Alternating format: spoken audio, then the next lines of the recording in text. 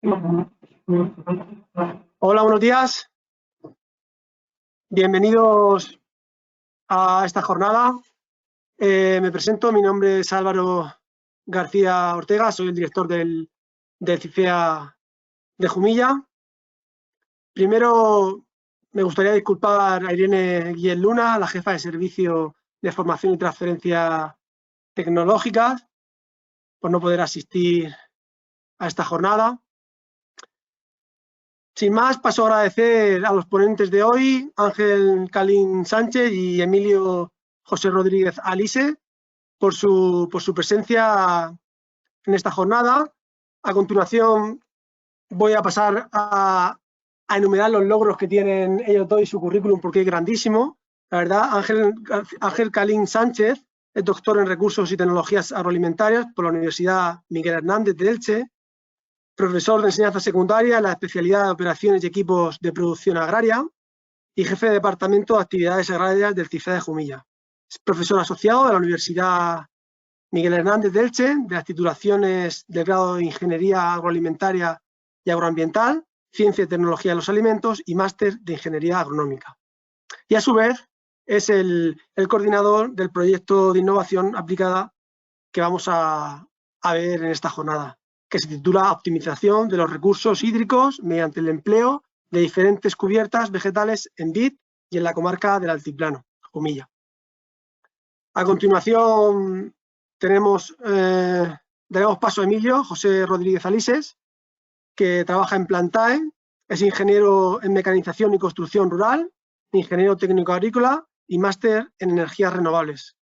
Ha sido responsable de los cultivos de olivo, vid y pistacho de SAT Alifer, gestionando las fincas con una técnica de ultra bajo volumen de riego. Actualmente es el director del departamento agronómico de Plantae. Bueno, pues nada,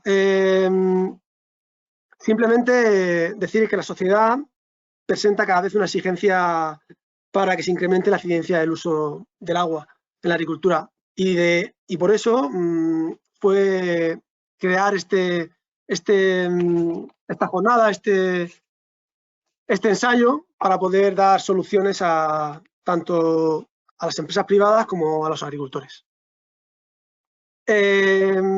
Recordarles que la charla está siendo grabada y quedará a su disposición en nuestro canal de YouTube en las próximas fechas. Durante las ponencias, sus micrófonos y cámaras serán desactivados, quedando habilitados solo los del ponente.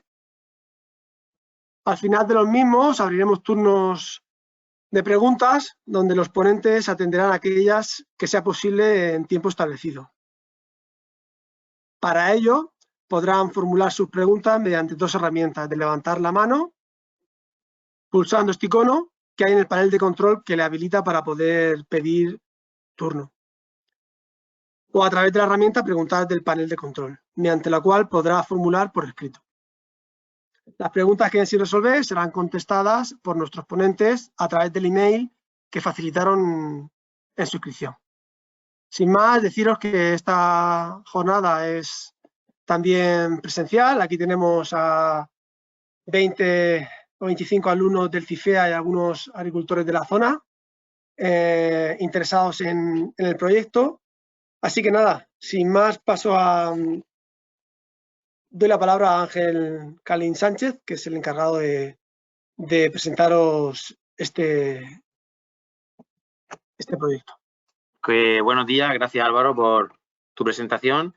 Y nada, yo voy a tratar de ilustrar brevemente el proyecto de innovación aplicada en la formación profesional que llevamos a cabo actualmente en el CIFEA de Jumilla y más concretamente en el Centro de Demostración Agraria de la Maestra.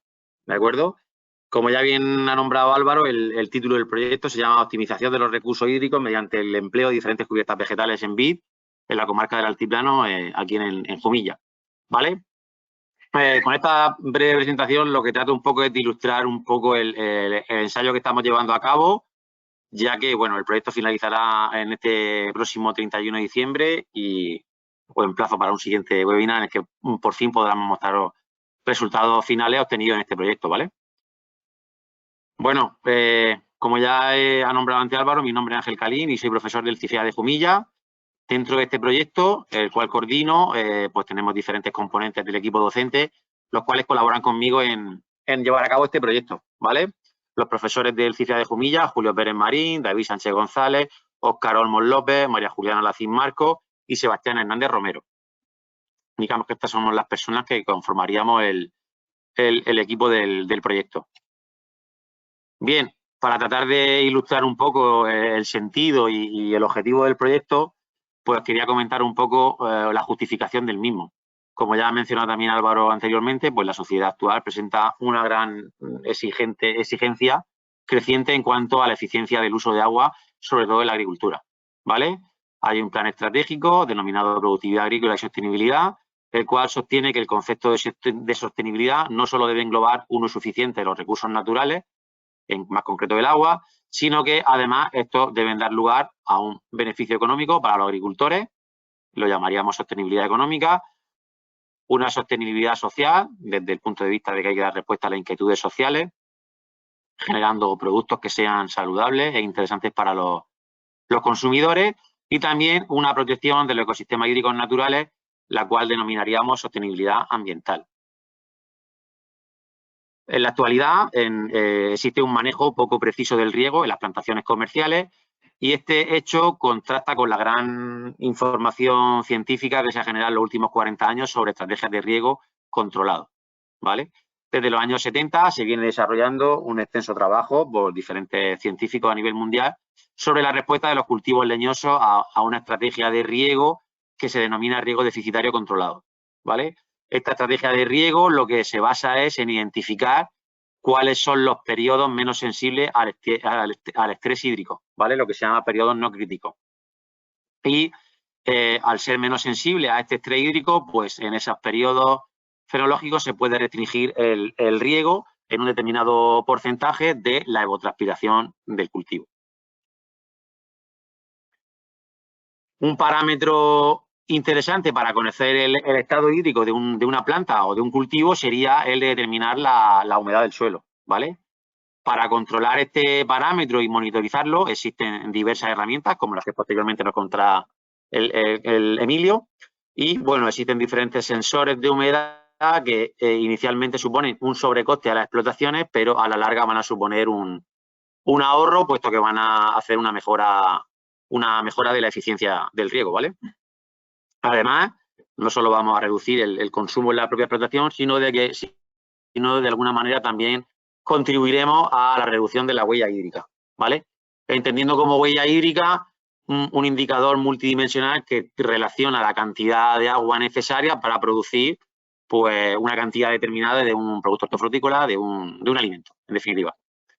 El indicador este que hablamos de la huella hídrica se estima en toda la cadena productiva hasta el consumo, pero es en la producción agrícola donde se obtienen las mayores diferencias. Bien, si nos llevamos esta justificación y este planteamiento al caso que hoy nos atañe, más concretamente en la comarca del Altiplano y más concretamente aún en el municipio de Jumilla, pues de eso lo ha sabido que el municipio de Jumilla es una región vitivinícola por excelencia, cuyas producciones y la reputación de su denominación de origen protegida pues van en aumento. Las empresas del sector vitivinícola, al igual que otras empresas que se dedican a otras empresas hortofrutícolas, pues se enfrentan al reto de continuar con dichos niveles productivos y con esa calidad ya contrastada, a pesar de la escasez de agua y las más que probables restricciones de agua, ¿vale? De todos los sectores de la economía global, la agricultura sería el más sensible de todos a la escasez de agua. Se espera que de aquí al 2050 se necesite un 60% más de alimentos para cubrir la demanda mundial de alimentos y que en algún momento va a superar la población de 9.000 millones de personas. Pues bien, para lograr este desafío de abastecer de alimentos a toda esta población, es necesario aumentar la eficiencia de los recursos naturales y, más concretamente, de lo que hablamos hoy, sería del uso eficiente del agua de riego. Además de estas estrategias que hemos nombrado de riego deficitario controlado para detectar en qué periodo el estrés hídrico la planta sería menos sensible a un estrés hídrico, pues existen otras estrategias complementarias al riego que pueden llegar a mejorar esa eficiencia del riego y que son muy interesantes y que están en son estrategias apoyantes, ¿de acuerdo? Hablamos de estrategias de emplear cubiertas vegetales, ya sea cubiertas vegetales vivas o cubiertas vegetales muertas a base de paja de cereal, por ejemplo, y que, bueno, pues son más que extendidas en cultivos leñosos y que ya han demostrado a nivel científico pues un beneficio contrastable. Vale, nosotros, como venimos comentando, pues somos un centro educativo que pertenece a la Consejería de Agricultura y bueno, nuestra gran fortaleza sería el alumnado, que sin él pues sería imposible llevar a cabo toda esta serie de experiencias e inquietudes que tenemos los técnicos y el profesorado. Y además también los alumnos, tanto los alumnos como los profesores, contamos con el gran privilegio de tener a nuestra disposición un centro de demostración agraria como es La Maestra, que no es más que una finca de experimentación que tenemos a nuestra disponibilidad para llevar a cabo cualquier tipo de ensayo. Bueno, dicho todo esto, pues simplemente nombrar cuáles son los objetivos del proyecto. Los objetivos del proyecto, el objetivo principal sería el de demostrar el efecto que tiene la implantación de diferentes cubiertas vegetales y comprobar su influencia en dos parámetros. Fundamentalmente, cómo afectaría esa implantación de las cubiertas vegetales en la optimización de los recursos hídricos, en la optimización del riego y cómo afectaría todo esto al producto final que vamos a elaborar, que sería un vino a partir de la variedad Monastrell, que bajo el paraguas de la denominación de origen protegida de Jumilla.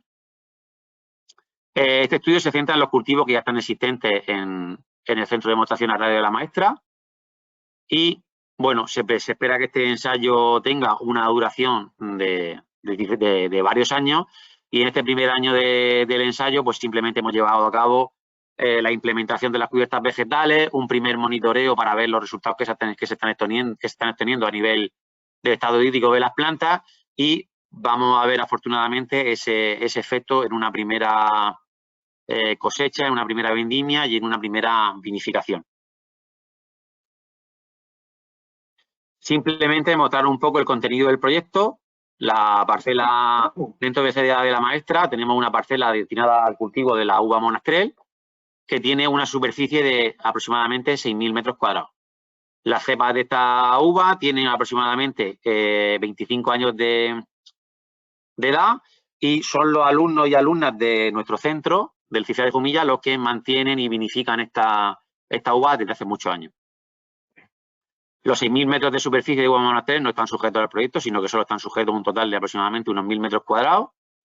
El total de cepas que está sujeta a este proyecto sería un total de 50 por cada tratamiento y, bueno, el marco de plantación es de 2,5 por 1,2 metros entre las cepas. La parcela de uva está dotada de riego por goteo y, bueno, ya se ha comprobado que es un cultivo que se adapta bien al riego deficitario.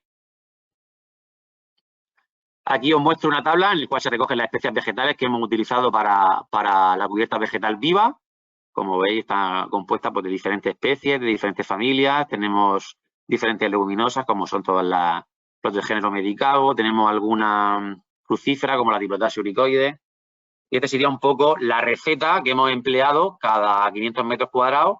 La cantidad está expresada en gramos, ¿de acuerdo?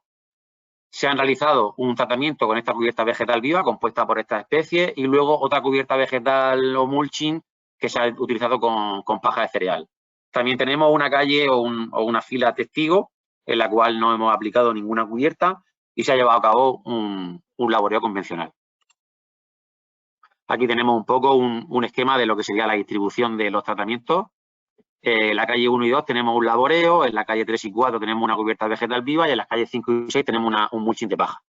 Las filas que se han muestreado por estar sometidas tanto a derecha e izquierda por el tratamiento, pues sería la fila 2, la fila 4, fila 2, perdón, como laboreo, fila 4 como cubierta vegetal viva y fila 6 como mulching de paja. Bueno, en cuanto al calendario de actividades, pues aquí tenemos algunas de las actividades que ya hemos llevado a cabo. Hicimos una siembra de la cubierta vegetal viva. Aquí tenemos en la izquierda una foto del momento de la siembra y en la derecha una foto del estado actual de la cubierta vegetal viva en las viñas objeto del tratamiento. Aquí tenemos la implantación de la cubierta vegetal con paja de cereal vemos cómo ha quedado la fila completa y en detalle vemos aquí las primeras cepas cómo están afectadas por el mulching o paja. Aquí vemos los diferentes operarios de la empresa suministradora de los sensores de riego el día que vinieron a instalar los sensores de riego. Ya comentará más adelante Emilio, pero bueno, tenemos en cada fila de los muestreos tenemos 2 sensores de riego porque medimos a 2 profundidades la humedad del suelo, a 20 centímetros y a 40 centímetros. Como ya decía, pues bueno, esta uva no solo se va a muestrear el estado hídrico del cultivo, sino que además se ha vendimiado ya a primeros de septiembre y ya se ha vinificado. ¿De acuerdo? Aquí vemos los compañeros del Departamento de Industria en plena vendimia, ya los alumnos haciendo el embotellado del vino. En cuanto a los parámetros que se van a, bueno, que ya se han medido en uva, pues tendríamos sólidos solubles totales, acidez titulable, peso, diámetro, el grado alcohólico probable y el estado sanitario de la uva. Y en cuanto a los parámetros del vino que se están determinando o que se van a determinar, tendríamos el grado alcohólico, la acidez total, los polifenoles, los antocianos, el color y la calidad sensorial. Por último, pues comentar un poco cuáles son los resultados esperados de este ensayo. Como ya os digo, pues al final de año tendremos ya que entregar un informe y ya tendremos algunos resultados, digamos, preliminares, pero la idea es continuar con el proyecto, ¿vale? Entonces, bueno, lo que esperamos, pues un ahorro de agua debido al empleo de las diferentes cubiertas vegetales, demostrar también la viabilidad de los sensores de riego como una herramienta útil para detectar el estado hídrico de la vid y, pues, seguir produciendo un vino de calidad con el valor añadido, con el plus de que además estamos demostrando un ahorro del agua. Y bueno, sin más, pues cedo la palabra a Emilio de Plantae, que va a comentar un poco el funcionamiento de los sensores y nada, muchas gracias. Pregunta al final. ¿Se oye bien? Bueno, entonces estoy de pie. Es que me es más cómodo. En este sentido, yo soy un radical. Es decir, soy un radical del riego. Han dicho riego deficitario controlado y yo voy más allá. Se puede hacer riegos de ultra bajo volumen. El gran problema del agua es que no sabemos usarla. Con las sondas, ¿qué hacemos? Medimos. Vamos a ir avanzando. Se ha comentado ya aquí el problema de aumento de población mundial, uso del agua. No sé si estáis viendo en España la cantidad de agua que está demandando la agricultura. Eso es dato estadístico, es el 80%. Ahí está el agua legal. Si metemos el agua que se usa de manera ilegal, podemos estar por encima del 90%. Imaginaos la tensión cuando empiece a haber poblaciones que tengan restricciones en el uso de agua a nivel de población y vayan al campo y vean que el campo se está regando. La tensión que se va a generar entre la población urbana y el mundo rural va a ser mucho más grande de lo que es ahora. Ahora lo vivimos un poquito con trasvase Tajo Segura. Es decir, parece que hay como una tensión con la gente que riega con el Tajo, es que se llevan nuestra agua. Eso no va a ser nada. Este año hemos vivido en la provincia de Córdoba y de Sevilla cítricos a los que les han dejado 300 metros cúbicos por hectárea. Ahí sí que es imposible tener una cosecha de cítricos con esa cantidad de agua. El problema va a venir ahora. Entonces, estas pruebas que se están haciendo de qué hacer con el agua, qué hace falta para regar, qué hace falta para tener una cosecha viable económicamente, yo lo llevo siempre a que es, cuando dicen agricultura de precisión. Sí, es de precisión porque lo que nos va a permitir medir es ser precisos. Hasta ahora hemos estado regando con un producto que creíamos que era inagotable porque el agricultor estaba acostumbrado a regar a manta. Es que yo que soy de Madrid, trabajo mucho en la zona del Tajo, en esa zona de Aranjuez y Las Vegas de Madrid. Ahí es que siguen, abren la compuerta o meten una bomba horizontal en el canal y siguen regando el maíz a manta. Esa gente necesita 8.000 metros cúbicos por hectárea para regar una hectárea de maíz. Claro, cuando dice el Segura necesita agua, que se la coge al Tajo, pero el del maíz que gasta 8.000 metros cúbicos por hectárea se queja porque ya no tiene ese agua. Dijo, es que a lo mejor con un buen sistema de riego puedes gastar 3.500 y habría para tener más hectáreas de regadío. El problema es que hemos llegado a una encrucijada en la que agua de manera legal no nos da para hacer más agricultura de regadío. Pero claro, hay un montón de agua ilegal. ¿Qué va a pasar con ese agua ilegal? No sé si habéis oído la noticia de lo que en Doñana les van a dar 100.000 euros por hectárea por dejar de regar. ¿Eso qué os parece? Es decir, 100.000 euros, no pierdes la propiedad de la tierra, ¿eh? No pierdes la propiedad de la tierra. Solo por dejar de cultivar en ese sistema de regadío. Es decir, que les están invitando a poner piño piñonero. No sé si sabéis lo que vale 1 kilo de piñones. Es decir, cuidado, que... Claro, aquí es donde es el entorno. Doñana ha cogido esa cosa de, pues un parque natural, esto hay que protegerlo. Joder, que sí, pero eso se va a hacer con dinero de todos, se va a compensar a unas personas para que dejen de hacer una actividad. Para que podáis poner en valor lo que va a suponer la presión por el agua. Aquí vamos. ¿Qué medimos con una sonda de humedad? Me vais a decir, la humedad del suelo. Obviamente. Pero vamos a dar un valor en qué. ¿El suelo se llena hasta un 100%? ¿El suelo se llena hasta un qué porcentaje? El problema muchas veces es que cuando queremos medir cuánta agua tiene el suelo, desconocemos qué unidades vamos a dar. Nosotros en Plantae utilizamos la humedad gravimétrica porque nos parece que es la que hace que sea más fácil dar el dato de humedad del suelo. Porque lo único que necesitamos es una muestra del suelo, en el que a esa muestra de suelo la colmatamos de agua, la ponemos en una maceta, la llenamos hasta donde no le cabe más agua, la dejamos que drene el agua que por gravedad se va a perder. Ese sería el máximo de agua que le cabe al suelo. Lo bueno es que el agua pesa tanto como ocupa de volumen. Es una relación 1 a 1, pero eso es muy fácil. Pues nada, a mí me enviáis una muestra de suelo, o vosotros mismos, o el laboratorio con el que trabajéis, hacéis eso. Cogéis vuestra muestra de suelo, la saturáis, dejáis que drene y pesáis esa cantidad de suelo completamente lleno de agua. Se deja al sol, se mete en una estufa a secarlo. Los que estáis, entiendo que habéis a lo mejor visto en un laboratorio una estufa de secado, pues es una prueba muy chula. He pesado mi muestra completamente saturada, la seco en mi estufa y la peso cuando está seca. Y esa diferencia de peso la anoto y hago la ecuación.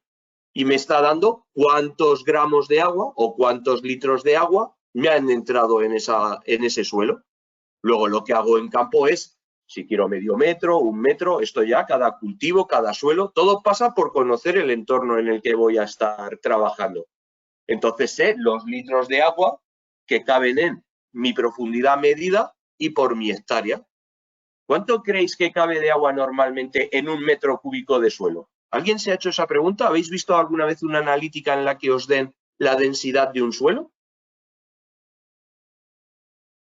¿Lo habéis visto en alguna analítica? ¿Habéis visto ese dato? Cuando dan los contenidos de arcilla, limo y arena, pues normalmente te suelen dar la densidad aparente de ese suelo. Un suelo suele estar en torno a los 1.400, 1.300 kilos metro cúbico. Fenómeno. Cuando tú has hecho esos cálculos, vas entendiendo lo que significa esto. No sé cómo... ¿Sacasteis una muestra grande o una muestra pequeña? Es ideal, es decir, lo bueno es que no nos hace falta sacar el metro cúbico. Es lo fantástico que tiene la ciencia. Porque di una charla parecida de esta ayer y les hice una broma a chavales como... Eran más jóvenes que vosotros. Les hice creer que íbamos a hacer un hoyo de 1 metro cúbico. Pues les di las palas, les di las azadas y empezaron a hacerlo. Claro, cuando vieron que, ostras, con la pala, pues esto es muy típico. No sé si habéis visto las pelis americanas que matan a un tipo y ves a alguien con una pala que hace ahí una fosa para enterrar al individuo y dices, abuela, ¿cómo son las tierras en Estados Unidos? No sé si habéis tratado de hacer un hoyo con una pala. Que no llegas a 20, o sea, que es una cosa que dices, ¿pero qué pasa? Claro, cuando dicen, no es que la agricultura en Estados Unidos, yo vengo del mundo del pistacho, y esto era curioso, decía, no es que en Estados Unidos hacen 8.000 kilos de pistacho por hectárea. Digo, joder, es que allí, claro, como entierran a un tío con una pala, pues debe ser que eso, hay mucho abono ahí, tendrán a mucha gente enterrada por esos campos, no sé, porque aquí la realidad es otra. Pero eso es lo curioso, muchas veces queremos, sin conocer el suelo en el que estamos trabajando, hacer lo que se hace en otra parte del mundo. Todo pasa por conocer estos datos. Cuando yo digo, joder, pues si mi suelo pesa 1.600, 1.500, una cuenta fácil, 1.200 kilos ese metro cúbico, puedo asegurar que un suelo que pesa 1.200 kilos en el metro cúbico no pueden entrar más de 450 litros de agua en ese metro cúbico. Y me encuentro gente que está regando viña en mi provincia, que hacen rigor de 72 horas seguidas, y en ese solo riego, 2 goteros por cepa, goteros de 4 litros hora, son 8 litros hora. ¿Alguien puede hacer la cuenta de 8 por 72?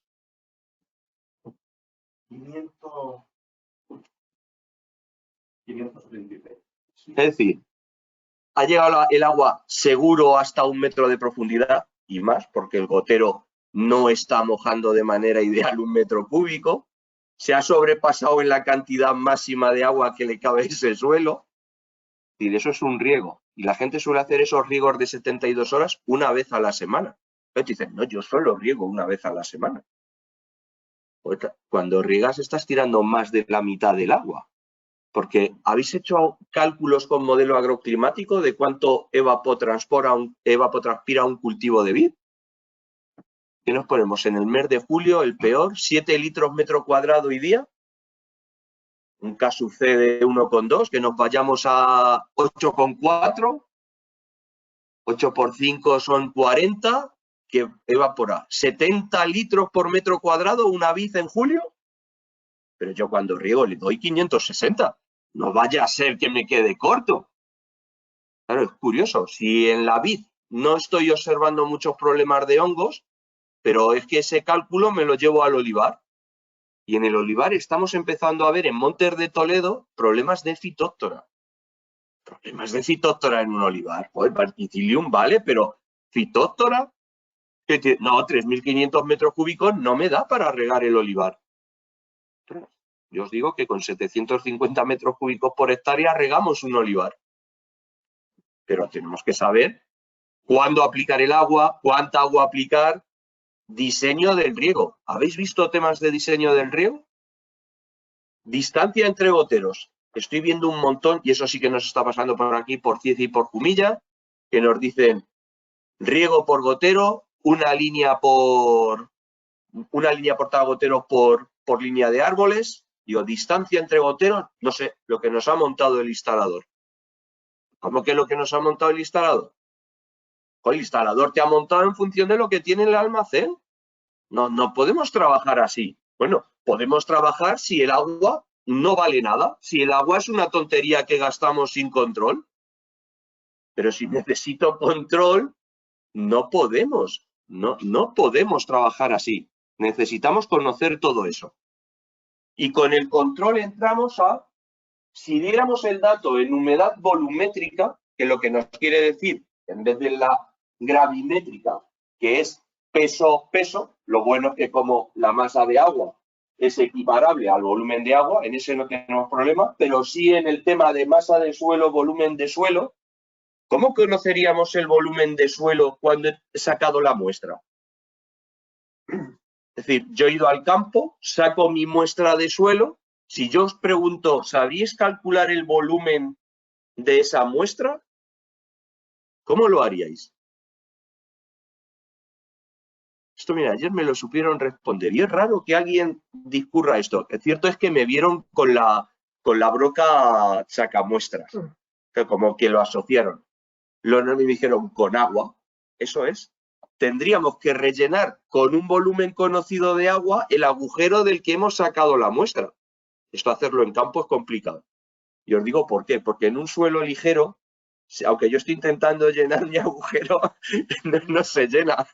Entonces conocer el volumen es raro. Y uno que me dice, joder, ¿le pones papel de ese o una bolsa? Digo, me cago en la, qué gente más sabe. Es verdad. Y, joder, le pongo una bolsa a mi agujero y ya relleno. Digo, pero ¿y si me llevo una garrafa de 5 litros y echo ahí 3 buenos chorros? ¿Cuánta cantidad de agua ha sido esos 3 buenos chorros? Es decir, nosotros no utilizamos este método que aún siendo muy utilizado por otras empresas, es difícil en el sentido del volumen de la muestra. Porque lo que está claro es que tenemos que conocer el suelo en el que trabajamos. Pero es lo mismo. Si os dais cuenta, la única diferencia entre una unidad volumétrica y una gravimétrica es que trabajamos con el dato de la densidad. Lo bueno es que si hemos ido al laboratorio, en el laboratorio nos van a dar esos datos. Y si habéis utilizado programas en el que teniendo la textura nos da la densidad, lo podemos hacer todos nosotros. Yo he dicho que soy muy radical y es que vivimos en este momento. No sé si habéis oído ese dicho alguna vez. Dice, abono, agua y basura y te cagas en los libros de la agricultura. A mí me encanta que me lo digan esto. Sobre todo en mi casa, el mayoral de mi casa me lo dice constantemente. Cada cosa que intentar decir de vamos a hacer una prueba, a mí me encanta cuando veo pruebas, es no, pues si llevamos 40 años haciendo esto y hemos llegado hasta aquí, vamos a continuar.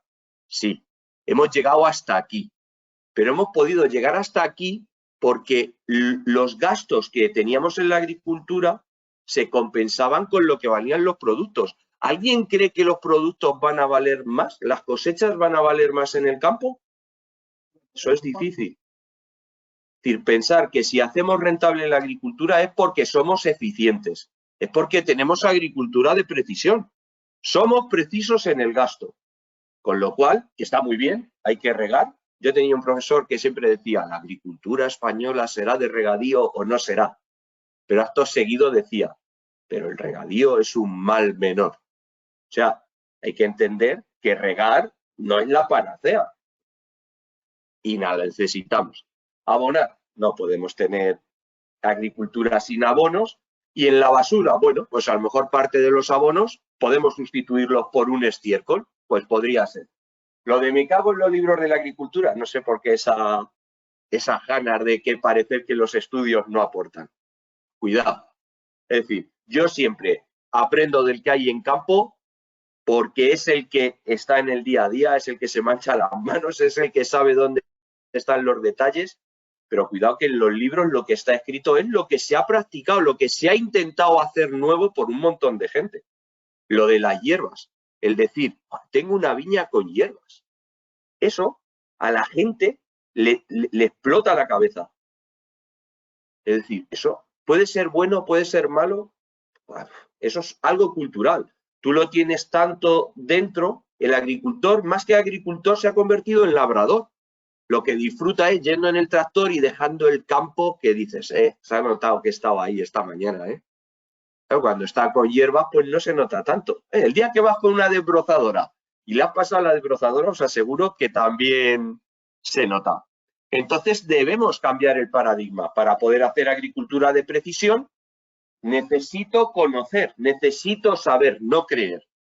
Cuando hago las cosas porque, yo creo, si crees, no sabes. Creo que he regado lo suficiente. Ostras, no puedes creer si has regado lo suficiente o no, tienes que saberlo. Pues me dicen, joder, pero otro gasto. No. En el campo lo que hay que hacer es dejar de gastar e invertir. Esto es como que os he visto ahí en las fotos podando con tijeras de 2 manos. ¿Habéis probado una eléctrica? Sí. Ostras, Ostras. Claro, la diferencia está en que cuando tú vas con la de 2 manos, esto a lo mejor aquí todavía no habéis cortado mucho seco. No sé si cuando tenéis que cortar una tijera de 2 manos, un taquejo de esos secos para limpiar la parra, ostras, que te tiran aquí ya que cansa. Claro, con la eléctrica, pues que es más cómodo, la mano libre. Además que ya vas quitando la madera, la echas a la calle. ¿Es un gasto la tijera eléctrica? Joder, vale dinero, pero es una inversión. ¿Por qué? Porque podas más al cabo del día y llegas menos cansado a casa. Entonces, claro, a lo mejor te dicen, eso habría que limpiarlo mejor. Con la de 2 manos a lo mejor dices, no lo hago. Con la eléctrica te animas y lo dejas más limpio. Es como vendimiando. No sé aquí si utilizabais tijera o la navajilla. Yo cuando vendimiaba en viña en vaso, era un cuchillo así que era con la punta redondeada que lo llamábamos tranchete. Tras de vendimiar, eso, con una tijera, que si estaba el racimo enredado entre algún sarmiento, cortabas todo y ya de ahí. Es decir, es un gasto. Claro, joder, gastar dinero. Pero estás teniendo un retorno, lo conviertes en una inversión. De eso se trata. Y aquí empezamos a ver qué medimos con los sensores. La pena es que la cobertura de Internet no nos permite descargar los datos en tiempo real de lo que estamos registrando en la viña. Pero da igual. con los sensores no solo somos capaces de medir la humedad del suelo, sí que lo medimos, pero es que somos capaces de medir. Esto es un cultivo de nectarina, es de vuestra región, en el que lo que estamos viendo es un tipo de tipo de riego nos estaba cargando la humedad. Empezamos a hacer riegos más seguidos. Veis que aquí había un intervalo que a 40 centímetros no estábamos recargando. De repente hacemos 2 riegos seguidos. ¿Qué ocurre con la humedad profunda?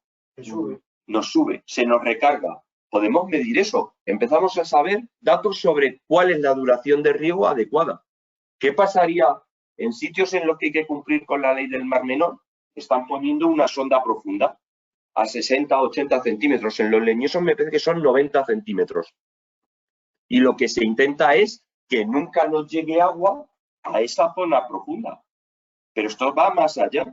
Si yo conozco mi suelo, ¿qué pasa si este suelo tuviera una capa petrocálcica a 50 centímetros? ¿Creéis que las raíces atravesarían esa capa petrocálcica?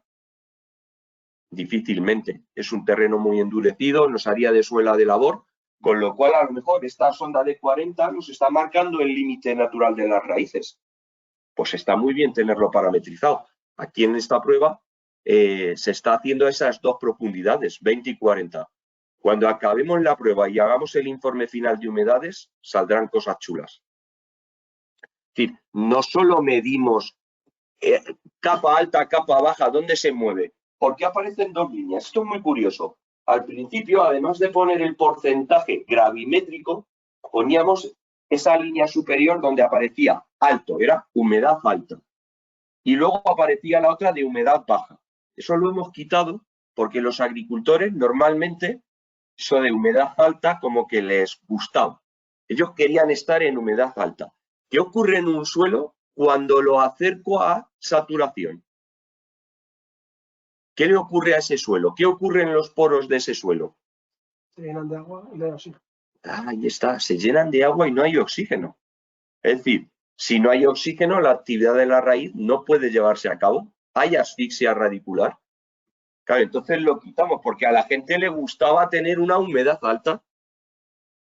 Ahora hemos puesto esa línea superior y a la gente lo que le decimos es que ese es un momento en el que hay peligro, hay estrés para la planta. Y en la parte de abajo pasa igual, decíamos humedad baja. ¿Quién quería tener humedad baja? Nadie. Ahora lo que decimos que es un momento en el que puede haber estrés. Y ya los agricultores empiezan a moverse. Tengo en Viña un cliente en Valdepeñas, de los que regaban 72 horas a la semana. Este año, con un verano súper cálido y sin casi humedad a principio de primavera, ha bajado de 72 a 12 horas de riego a la semana. Es una persona que está regando el 20%, es decir, ha ahorrado un 80%. Eso en luz, en Valdepeñas no te cobran por el metro cúbico extraído, pero sí que tienes que gastarte luz en extraerlo. Ahorrar un 80% en electricidad en esa finca, en vez de que se gastó 1.200 euros con nosotros, ha ahorrado más de 6.000 euros en luz. Comprar los sensores es un gasto, pero ha tenido un ahorro, es decir, es una inversión. Pues esto es lo que nos permiten hacer las sondas. Y ahora tenemos, ¿cómo sacamos esos límites? Quizás hayáis usado una gráfica parecida a esta. Perdonadme, en el tema del horario, ¿me dais un toquecito? ¿Cómo vamos? Faltan 20 minutos. Entonces, vamos perfectos.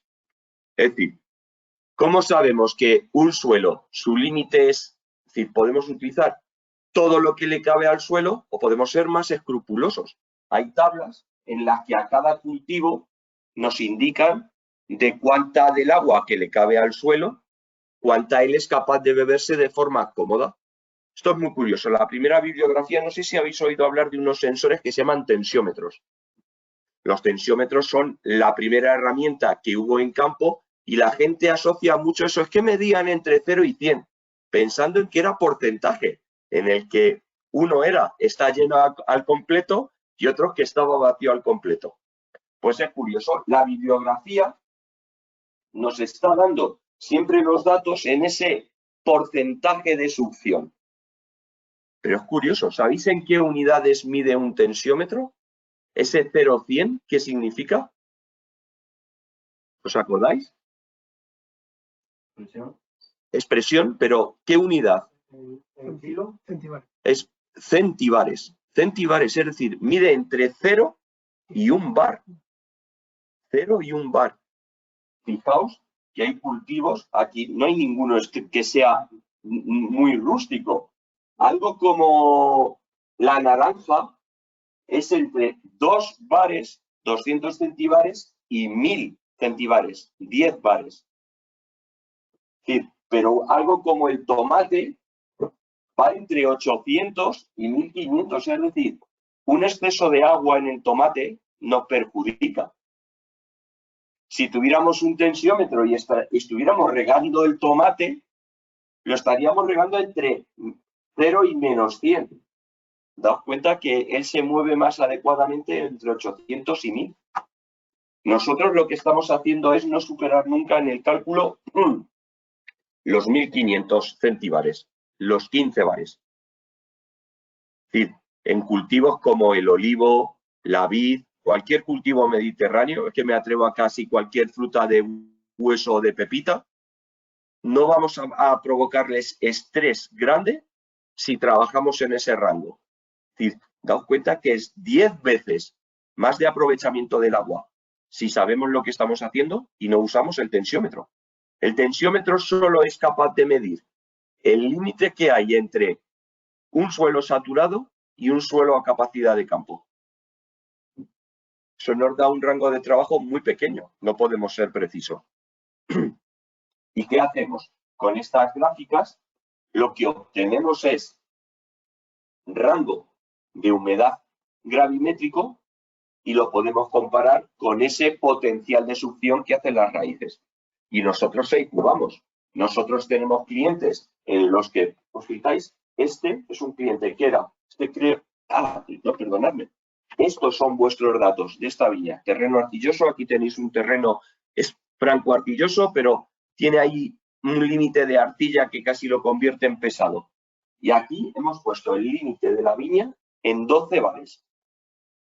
12, es decir, la línea inferior va a estar trabajando en un punto en el que no va a haber un estrés por parte de la planta. Y lo que tenemos aquí es donde nos solemos mover. El tensiómetro se movería solo en esta franja. Estaríamos siempre en la parte mínima de control.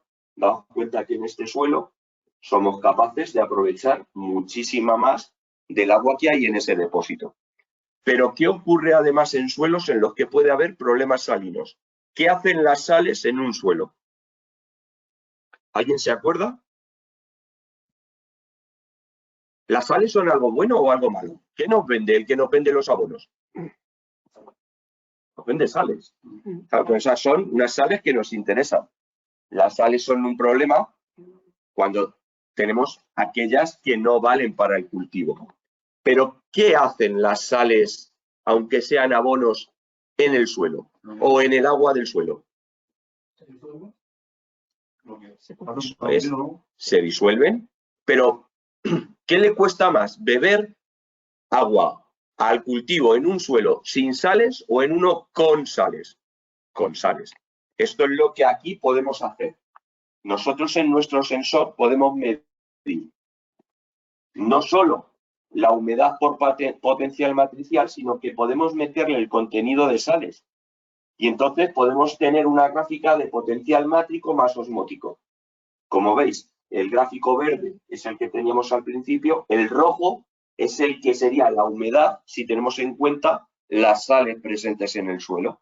En este caso tenéis un suelo que no tiene problemas de sales, por eso la gráfica es muy parecida. Estaríamos en un 31% cuando estábamos sin sales y nos hemos movido levemente.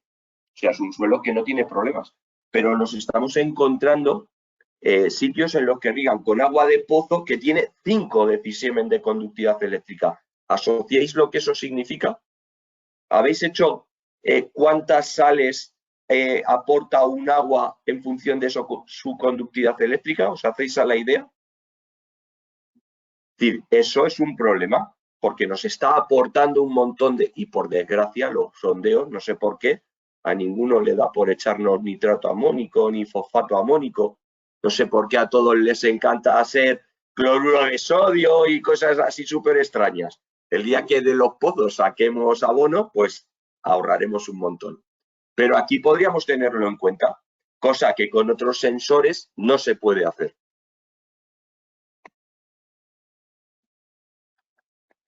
Avanzamos. Ahí va, me he cargado esta presentación. Esta era cortita porque creía que era 1 hora, ya me lo he comido.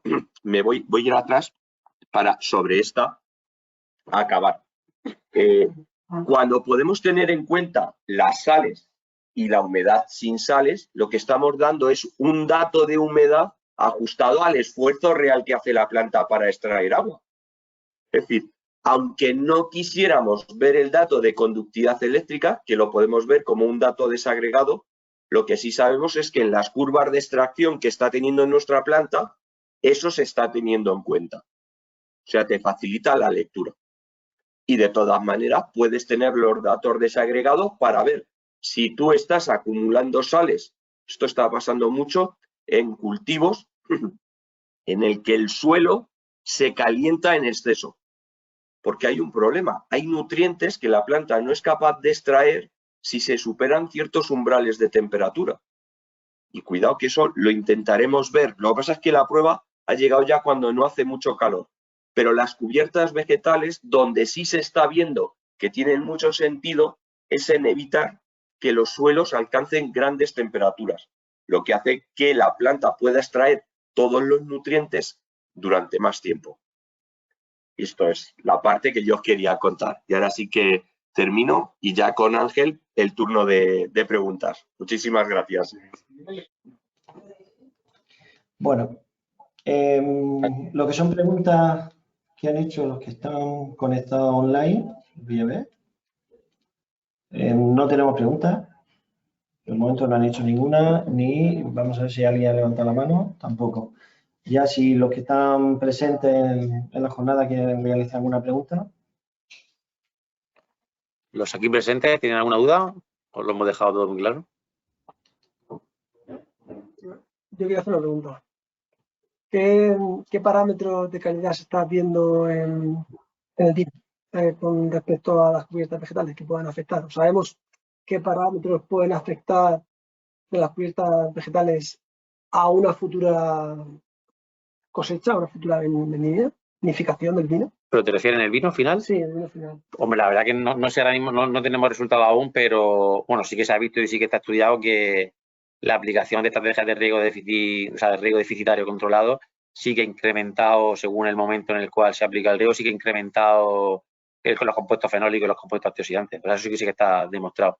No sabemos si en nuestro vino vamos a ver algo, pero bueno, nosotros que tampoco hemos aplicado un riego deficitario controlado. La idea es ir avanzando y una vez que tengamos una vez que hayamos visto el efecto de las cubiertas, poder aplicarlo efectivamente en los periodos menos críticos. Pero sí que está demostrado que en frutas y hortalizas el riego deficitario controlado ha incrementado la capacidad de antioxidante. Gracias. Yo tengo una pregunta para Emilio. ¿Se ha visto mucha diferencia entre la cubierta vegetal inducida y la inerte de paja?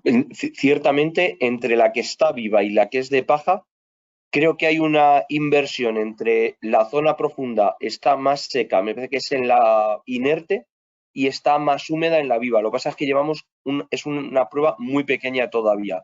Creo que va a ser muy interesante el que vengan los fríos, a ver cómo reacciona ahí la humedad. Yo tengo otro también para Emilio.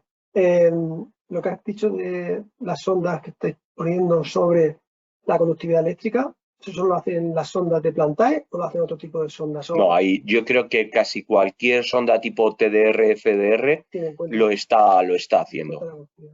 Porque en realidad como lo que hacemos es aprovechar las propiedades eléctricas del suelo, a través de esa relación que hay entre sales y conductividad eléctrica se calcula. Aquí ya depende de cuántas pruebas hayas hecho. Yo tengo una pregunta.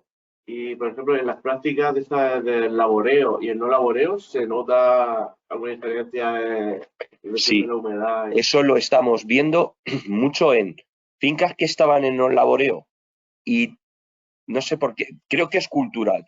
La gente quiere labrarlas. Bueno, es cultural y no lo es.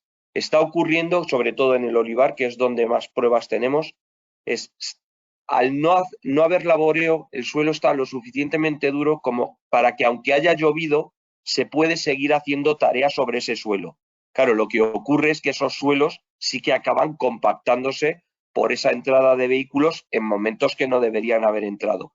Y eso sí que están haciendo desfonde con una vez que han pasado unos cuantos años. Y sí que se nota que se pierde muchísima humedad si haces un desfonde muy profundo, hasta 30 centímetros. Si haces un chisel algo más superficial, no se nota tanto. Pero es curioso que el suelo vuelve a coger luego la inercia. Si sigues haciendo laboreo, el laboreo seca muchísimo el terreno. Lo que pasa es que creo que culturalmente pensamos que en la zona más profunda lo mantienes. Y esto, por lo que nos está diciendo la experiencia, no está tan claro. Es una mala práctica, por lo tanto, A ver, oxidamos mucho el terreno. Lo que pasa es que, vuelvo a lo mismo. Por ejemplo, un cultivo débil en vaso, la mala hierba lo que hace es, claro, la llamamos mala porque nos dificulta las labores en el viñedo. Por eso está pasando que en el momento que paso a un leñoso que está mecanizado, que no debo hacer trabajos manuales, la hierba me empieza a importar menos. O sea, el problema con la hierba es eso. Culturalmente, si me sale una hierba de porte alto, cuando tengo que ir a hacer algo al viñedo, tengo que ir a hacer algo a ese cultivo, me impiden hacerlo de una manera ágil. Por eso creo que las vemos como unas enemigas. Y sobre todo, la gente sigue pensando que consumen un montón de recursos hídricos que se los quitan a su cultivo.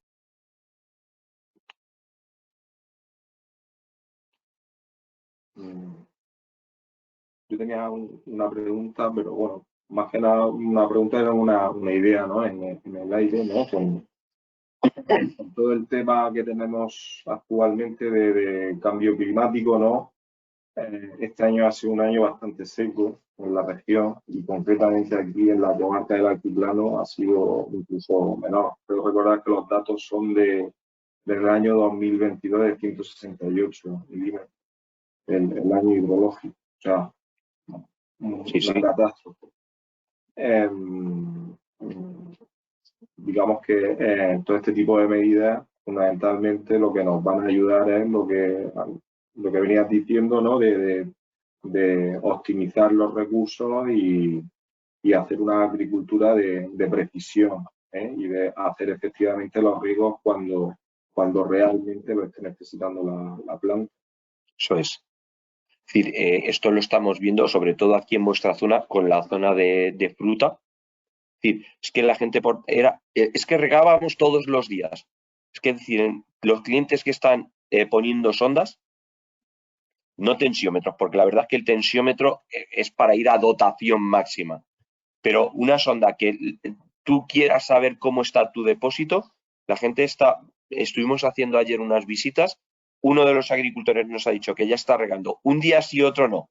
Y dice, sin hacer un caso extremo a las medidas, es como no me salta, tenemos un sistema de alerta, dice, yo no espero a que me salte la alerta, dice, pero estoy haciendo un riego día sí, día no, y hay otro que dice que ha bajado a hacer 3 riegos por semana. Dice, eso es ahorrar el 50%. Cierto es que en plena cosecha no se atreven, pero en el momento que han quitado la fruta del árbol, la gente empieza, oye, he visto esto, mira qué ha pasado. Con conductividad eléctrica ha pasado un montón. Nos hemos dado cuenta de calendarios de abonado que salinizaban el suelo. Eso lo podemos recortar. Claro, ahorras agua y ahorras abono.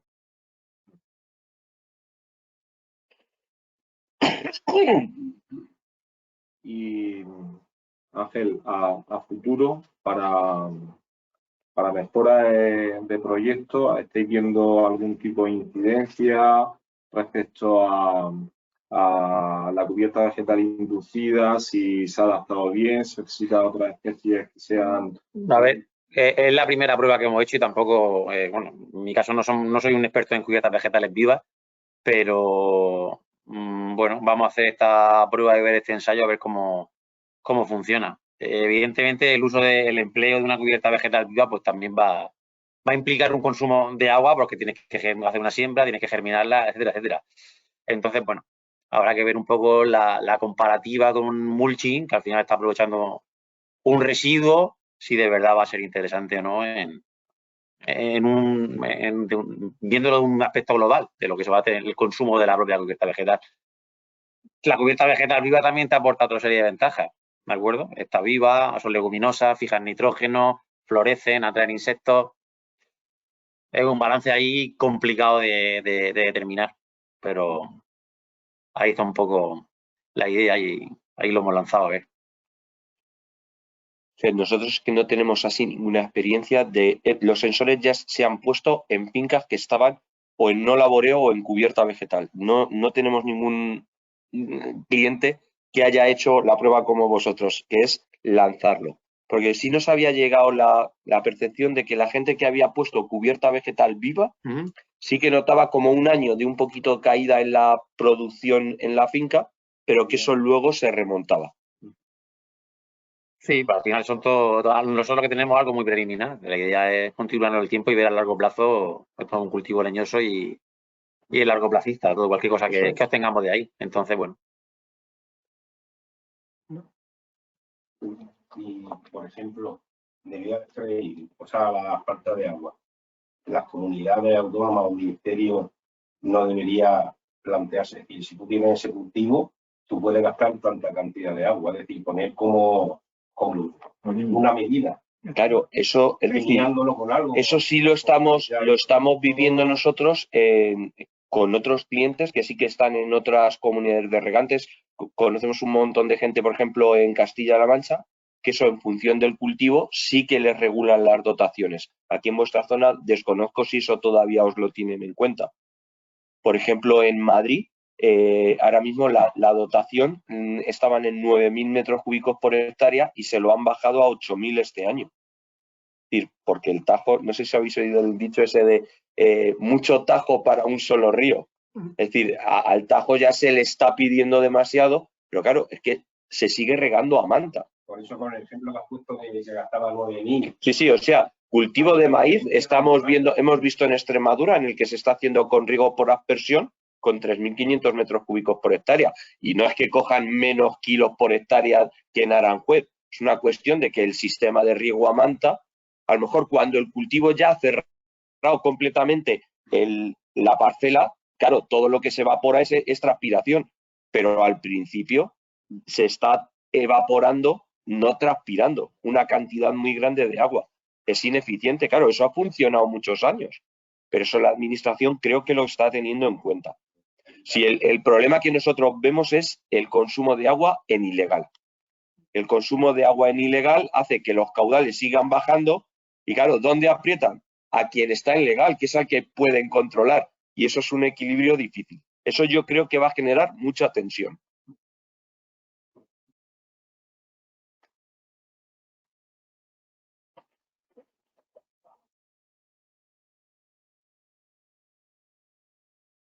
Y así, alguna pregunta más. Yo iba a comentar, ¿no? Que están la UDA donde te limitan, ¿no? Por cultivo el riego, ¿no?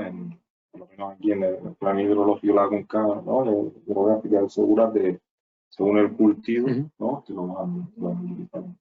Eso es. No sé si aquí habéis oído el tema del PERTE de digitalización del ciclo del agua.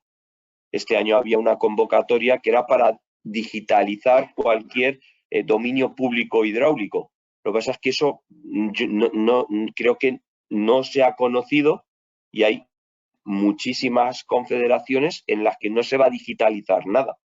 Es una cuestión de, esto ha pasado como con el kit digital. El kit digital creo que hemos llegado a la tercera convocatoria y es donde parece que se ha dado un poquito más de demanda de kit digital. Creo que con lo del PERTE pase lo mismo. En el momento que de verdad tú los dominios públicos hidráulicos los puedas tener digitalizados, se empezarán a conocer de verdad los usos del agua. Pues nos está pasando por aquí, estamos digitalizando contadores de los que hay a la entrada de las balsas. Pero claro, aquí es que tienes ciertas horas de llegada de agua a la balsa. Pero claro, estamos comprobando que los bombeos solares Claro, como el pico de producción solar afecta al agua que se extrae, no es lo mismo tener 4 horas entre las 12 del mediodía y las 4 de la tarde que tener tus 4 horas entre las 8 y la mañana y las 12 del mediodía. Te está llegando menos agua a una balsa que a otra. Entonces, todo eso es lo que se pretende controlar con esa digitalización, pero va despacio.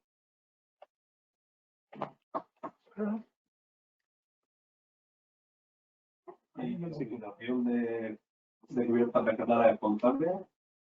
¿Por qué no la habéis utilizado? No sabría decirte, José. No sabría decirte en el caso porque no hemos propuesto, pero tendremos en cuenta la sugerencia. Claro. Mira, puedo ahí, Por es decir, supuesto. por esto sí que nos lo han dicho algunos clientes que han intentado, que lo que hicieron al principio es porque en cubierta espontánea lo que suele aparecer es cardo y salicor, el rodamundos. No Sí, sé, es decir, eso es que luego da mucha guerra en el manejo. Por eso se prefiere controlar lo que te nace. Otra cosa es que no sé si en espontáneo el salicor acabará no saliendo como no mueves el banco de semillas. Esto sí que no sabría que responderte. O sea, las cubiertas vegetales que yo conozco están siendo sembradas. Yo la experiencia que tenemos y que nos cuentan la gente que ya trabajamos mucho tiempo con cubiertas no son espontáneas, no dejan. Y de hecho también hay cada vez más semilleros que te sirven un montonazo de especies que están ya más que implementadas en cubiertas vegetales en muchas situaciones geográficas distintas. Eso, por ejemplo, la semilla que hemos comprado la hemos comprado en Córdoba, ¿vale? En un semillero de Córdoba, o sea que... No, pero habría una competencia, ¿no? Entre las espontáneas y las que ponéis vosotros. Habría, claro. ¿La espontánea o costará menos salir? Le costará menos. Hombre, la espontánea está ya hecho... Claro. Si te la traes de un semillero, lo que sea, entrar, no está tan naturalizado, no sé cómo explicarlo. Con el paso del año irá saliendo la que más se adapta. Claro. Los productos, ¿no?